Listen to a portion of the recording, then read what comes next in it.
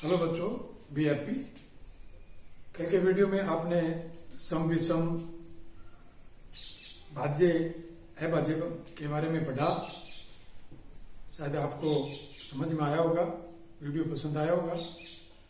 इसी क्रम में आगे हम आपको नया टॉपिक आज बताएंगे, जो कि भाजकता के नियम। भाजकता के नियम ये आपके पहाड़ों के अंदर 2 से लेकर के 11 तक लगातार सीरीज में ये नियम आपको बताए जाएंगे। सबसे पहले 2 की भाजकता का नियम। इसकी परिभाषा जिन संख्याओं के इकाई के अंक 0, 2, 4, 6, 8 हों तो वे सभी संख्याएं 2 से पूरी विभाजित होंगी, यानी उन सभी संख्याओं में 2 का भाग पूरा जाएगा। जैसे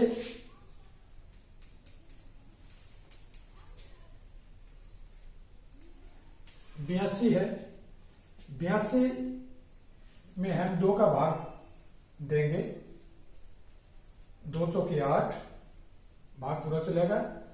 आगे का अंक उतारा 2, 2 एकम 2, यानी शेष कुछ भी नहीं बचता है। इस प्रकार जैसे ये कोई संख्या है 40, 2 दूनी 4, भाग पूरा चलेगा। आगे का अंक उतारा 0, इसका मतलब आगे करने की आवश्यकता नहीं है, और ये 0 जो है आगे चढ़ जाएगी। उत्तर की जांच पड़ताल के लिए हम यूं कर सकते हैं, इसको और इसको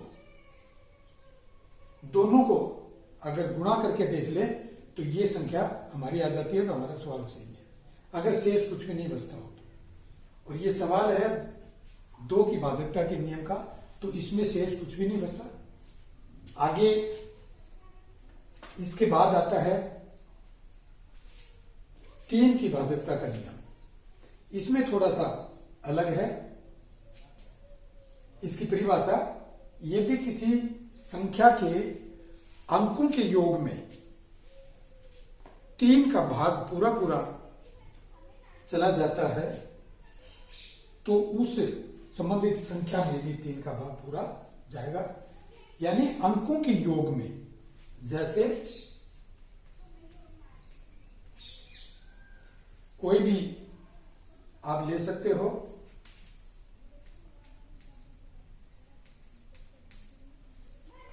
$345 मान लो कोई संख्या है। अब इसके अंकों का योग हम करेंगे, तो देखिए 3 + 4 + 5, 3, 4, 7, 5, 12। 12 में अगर 3 का भाग हम करते हैं तो हमारी संख्या 4 आती है, यानी भाग पूरा चला जाता है। 3 चौके 12 और शेष कुछ भी नहीं बचता। इस प्रकार से इसको पुनः देखिए, संख्या कितनी भी हो उसके अंकों का योग करिए। योग की संख्या जो आती है उसमें 3 का भाग करके देखिए, अगर भाग पूरा चला जाता है तो जो संबंधित संख्या होती है उसमें भी भाग पूरा जाएगा। ये 3 की भाजकता का नियम। अब इसके बाद इसी क्रम में यह बच्चों आगे देखिए, 4 की भाजकता का नियम। परिभाषा यदि किसी संख्या के दहाई एवं इकाई के अंकों से बनी संख्या 4 से विभाजित होती है, अथवा उस संख्या में दहाई व इकाई के स्थान पर 0 हो तो वह संख्या 4 से पूरी विभाजित होगी। दो बातें हैं इसमें, कौन कौन सी? एक तो दहाई और इकाई के अंक से संख्या बनी, दूसरी इकाई और दहाई, यानी दहाई और इकाई के स्थान पर 0 होने पर उस संख्या में 2 का भाग पूरा आता हो। जैसे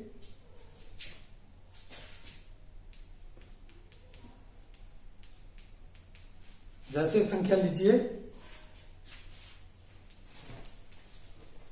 5716 कोई संख्या है, इसके दहाई और इकाई के अंक, इकाई का अंक 6, दहाई का अंक 1, संख्या हमारी बनी 16।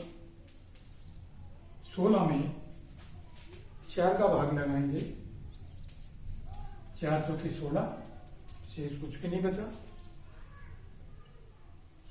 और अगला 9300, ये कोई संख्या है, दहाई के और इकाई के अंक दोनों इसमें 0 हैं। अब इसको 4 से अगर भाग करेंगे तो सीधे तौर पर तो आप यूं देख करके ही ये अर्थ लगा लेना चाहिए कि 9300 में 4 का भाग पूरा जाएगा। अब इसको वेरीफाई करने के लिए 4 का अगर हम इसमें भाग करेंगे तो देखिए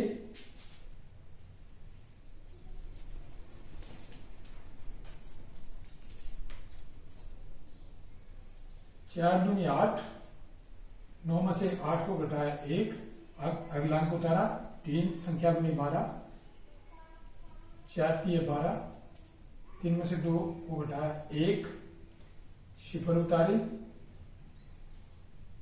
4 दूनी 8, 2 बच गए, अगली सिफर उतारी, 4 पंजे 20। इस प्रकार से विस्तार से देखने की आवश्यकता नहीं है। इकाई और दहाई, यानी दहाई और इकाई के स्थान पर 0 आने पर सीधे तौर पर यह समझ लेना चाहिए कि ये 4 से पूरी विभाजित होगी। अगला है 5 की भाजकता का नियम।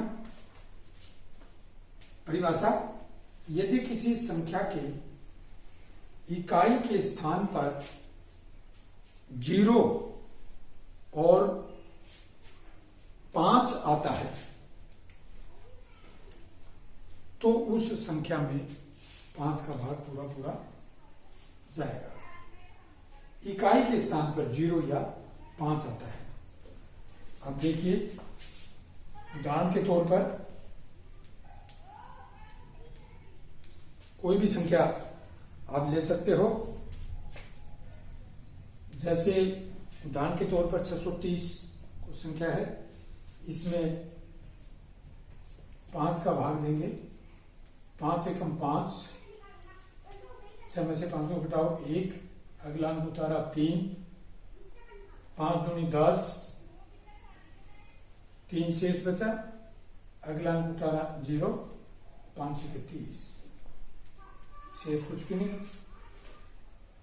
इसी प्रकार अगली संख्या हम ले सकते हैं 785 कोई संख्या है, इकाई का अंक 5 है, 5 से करके देखिए, 5 एकम 5, 7 में से 5 को घटाओ 2, अगला अंक उतारा 8, संख्या बनी 28, 5 में 25 घटाया 3, 8 में से 5 को घटाया 3 बच गए, अगला अंक उतारा 5, संख्या हुई 35, 5 7 35, भाग पूरा चलेगा।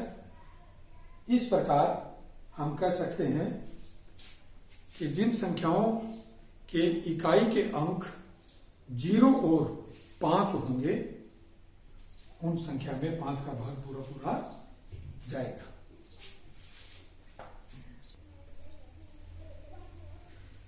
मेरे छात्रों, इसके बाद आगे बढ़ते हुए 5 की भाजकता का नियम पूरा हुआ। अब अगला है 6 की भाजकता का नियम।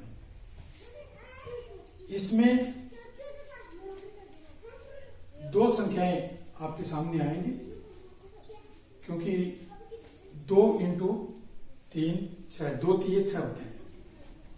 परिभाषा में देखिए, यदि किसी संख्या में 2 तथा 3 का भाग अलग अलग पूरा लगता हो तो वह संख्या 6 से पूरी विभाजित होगी। यानी 2 की भाजकता का नियम और 3 की भाजकता का नियम पूरा खरा उतरेगा तो उसमें 6 की भाजकता का नियम पूर्ण होगा। अब उदाहरण के लिए हम एक संख्या लेते हैं।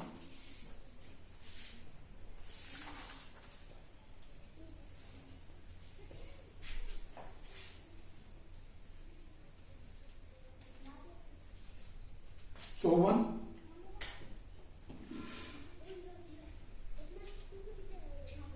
में हम 2 का भाग देंगे,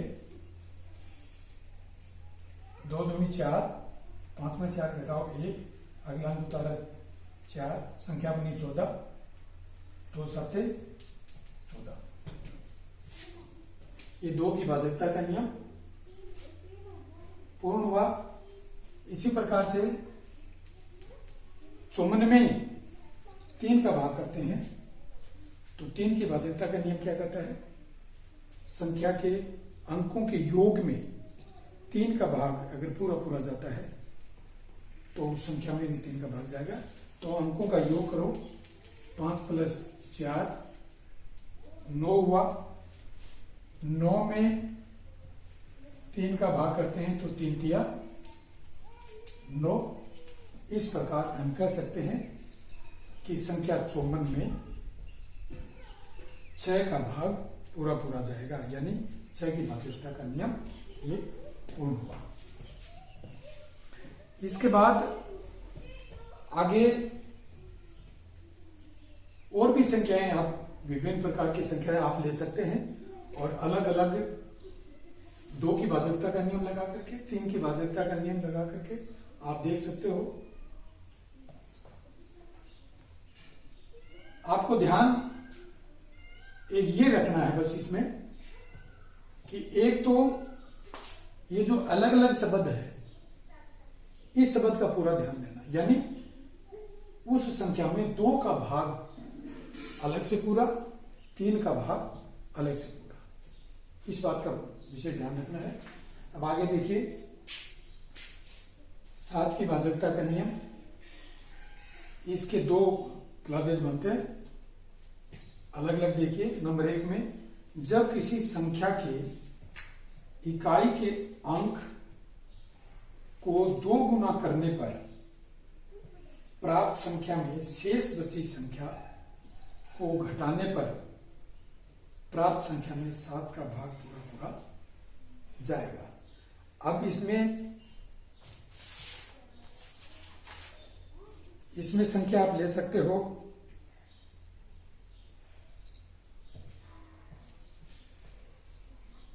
एक बार क्लोज कर। आगे देखिए, 7 की भाजकता का नियम, जब किसी संख्या की इकाई के अंक को 2 गुना करने पर प्राप्त संख्या में शेष बची संख्या को घटाने पर प्राप्त संख्या में 7 का भाग पूरा जाएगा। उदाहरण के तौर पर हम संख्या लेते हैं 56।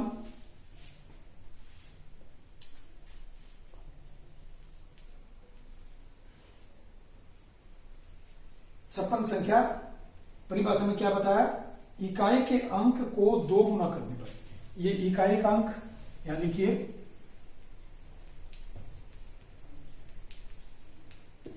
इकाई का अंक 6,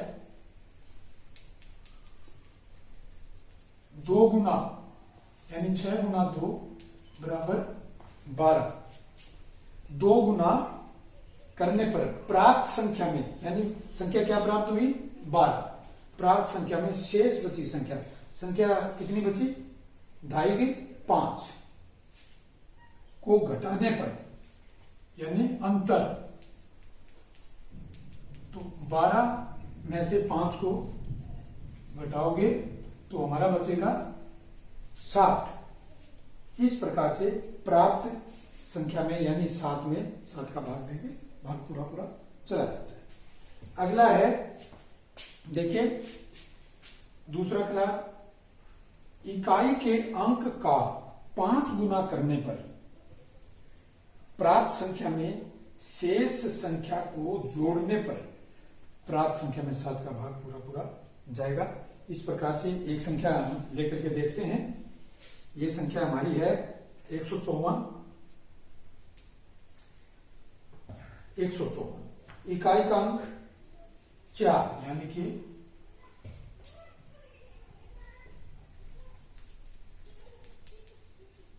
इकाई का अंक 4 5 गुना करने पर 5 गुना 4 गुना 5 बराबर हमारा 20 प्राप्त हुआ। इसमें शेष बची संख्या यानी 15, इसको जोड़ने पर शेष संख्या जोड़ने पर तो 20 प्लस 15 बराबर है 35। 35 में 7 का भाग देते हैं तो 7 पंजे 35। इस प्रकार से 7 का भाग इसमें पूरा पूरा चला जाता है। इस प्रकार हम कह सकते हैं कि 154 संख्या में 7 का भाग पूरा पूरा जाता है। हाँ बच्चों, आगे देखिए 7 का इस प्रकार से पूरा हुआ। अब आगे 8 की भाज्यता का नियम देखिए। परिभाषा, यदि किसी संख्या के सैकड़ा, दहाई, इकाई वाले 3 अंकों से बनी संख्या 8 से विभाजित होती हो या सैकड़ा, दहाई, इकाई के स्थान पर 0 हो तो वह संख्या 8 से पूरी पूरी विभाजित होगी। यानी इकाई, दहाई, सैकड़ा 3 अंकों से बनी संख्या या तीनों अंकों के स्थान पर 0 बैठी होगी तो उस संख्या में 8 का भाग पूरा पूरा जाएगा। अब उदाहरण के तौर पर देखिए,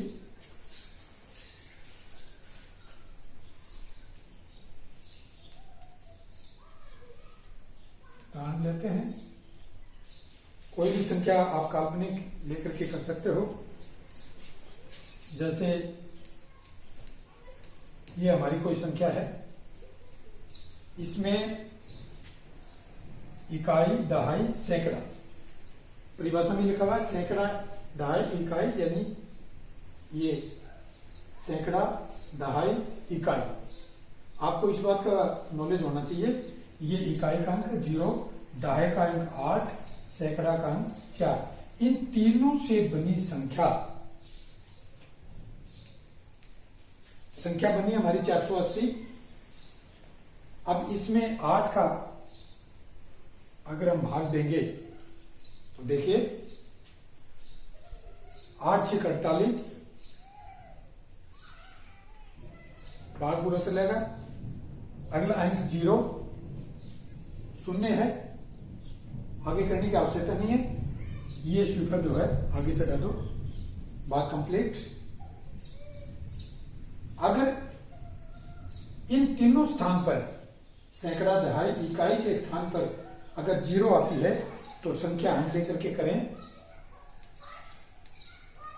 जैसे ये कोई संख्या है 56,000, तो नॉर्मली तौर पर तो आप इसको देख करके ये कह सकते हो ये परिभाषित है, लेकिन अगर विस्तार से इसको देखना चाहें तो देखिए इसमें 8 का भाग हम करेंगे। 8 2 7 56। अब ये 3 सिफर बच गई, ये 3 सिफर आप आगे चढ़ा सकते हो। अब इसको परिभाषित करेंगे तो इसके तौर पर आप ये देख सकते हो कि इसमें इसका गुणा हम करेंगे तो ये संख्या हमारी आ जाती है। तो सवाल सही है, अगर शेष नीचे कुछ भी नहीं बचता है।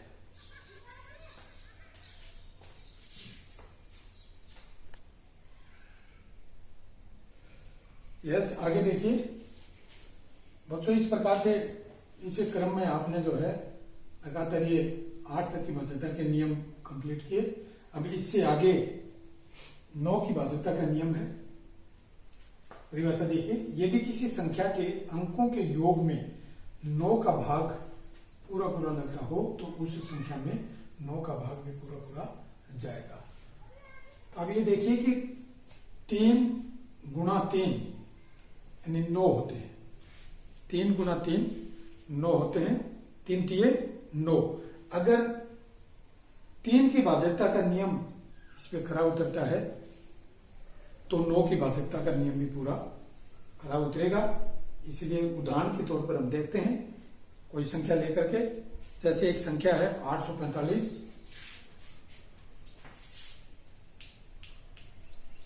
845, इसके अंकों का योग करिए। 8 + 4 + 5, 8 और 4 12 और 5 17।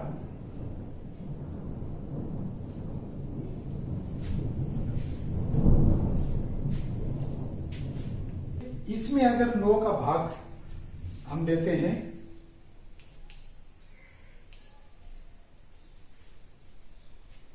नौ 9 दूनी 18, ज्यादा हो जाता है। 9 एकम 9, 9 एकम 9, 17 में से 9 गए 8, यानी शेष बचता है, भाग पूरा पूरा नहीं जाता। इसका मतलब 845 में 9 का भाग नहीं जाएगा। अब दूसरी संख्या लेकर के हम इसमें देखें 4572। जैसे ये कोई संख्या है 4572, इसको देखिए 4 + 5 7 + 2, 4 और 5 9, 9 7 16, 16 और 2 18। अंकों का योग हमारा आया 18। अब 18 में 9 का भाग हम करते हैं। 9 दूनी 18, भाग पूरा चला जाता है, शेष कुछ भी नहीं बचता। इसका मतलब इस संख्या में 9 का भाग पूरा पूरा जाएगा। इस प्रकार से आप कितनी भी संख्या, कोई भी संख्या ले सकते हो और उनके अंकों का योग करो। योग करने के बाद जो संख्या आती है उसमें 9 का भाग देके देखो, 9 का भाग पूरा पूरा चला जाता है, शेष कुछ भी नहीं बचता है। तो संबंधित इस संख्या में भी 9 का भाग पूरा पूरा जाएगा और ये 9 की भाज्यता का नियम खरा। इसके बाद हमारी संख्या आती है 10। 10 की भाज्यता का नियम, परिभाषा, यदि किसी संख्या का इकाई का अंक 0 यानी 0 हो तो उस संख्या में 10 का भाग पूरा पूरा जाएगा। नॉर्मल बात है, कोई दिक्कत नहीं। संख्या कितनी भी हो, उसका इकाई का अंक अगर 0 होगा तो ये समझो उस संख्या में 10 का भाग पूरा पूरा जाएगा। संख्या लेके देख लो उदाहरण के तौर पर। जैसे कोई संख्या 510 है, इसमें 10 का भाग देंगे। 10 पंजे 50, घटाया 1 बच गया, आगे का अंक उतारा 0, 10 एकम 10, भाग पूरा चलेगा। इस प्रकार ये भाग पूरा हुआ। और बस आपको ध्यान इतना ही रखना है कि इकाई का अंक जो है वो 0 होना जरूरी है। इस प्रकार से 10 की भाज्यता का नियम पूरा। यस मेरे छात्रों, इससे आगे देखिए 11 की भाज्यता का नियम, परिभाषा, किसी संख्या के सम स्थानों पर आए अंकों का योग व विषम स्थानों पर आए अंकों के योग का अंतर 0 या 11 अथवा 11 के गुणज 22, 33, 44, 55 इस प्रकार से हो तो वह संख्या 11 से पूरी पूरी विभाजित होगी। तो देखिए उदाहरण के तौर पर हम एक संख्या को लेकर के पढ़ेंगे। संख्या आपकी हो सकती है 72,325। मान लीजिए कोई संख्या है, जैसे 72,325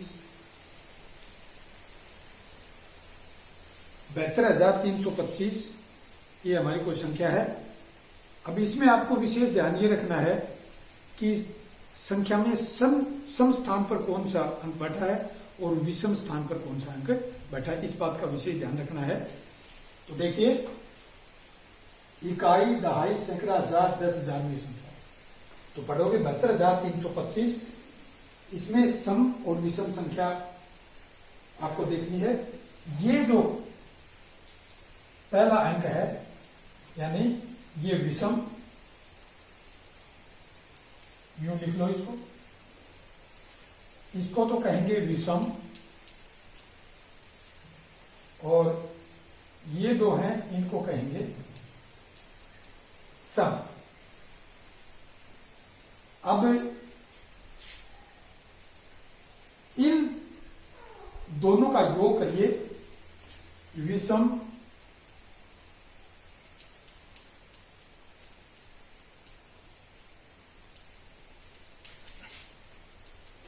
का योग 7, 3 और 5, 7, 3, 5, 7, 3, 10, 5, 15। विषम सम संख्याओं का योग 2 और 2, 2 + 2 = 4। इसके बाद क्या कहता है, विषम स्थानों पर आए अंकों की योग का अंतर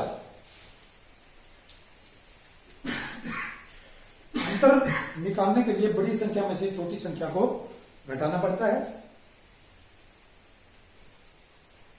15 - 4 घटाया, संख्या आ गई 11।